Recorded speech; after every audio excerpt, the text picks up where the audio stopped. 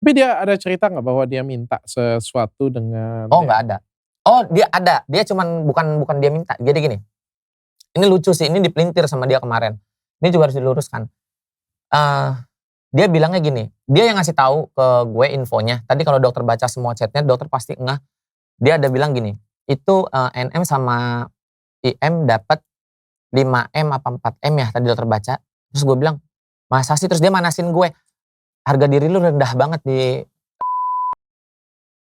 Oh yang aku lu baca minta itu. lah, iya, yang yang lu aku minta baca. lah sama lebih dari itu kan lu bisa dapat 10M, kerjaan lu banyak gini-gini. Itu kan dia ngajarin, ada chatnya semua.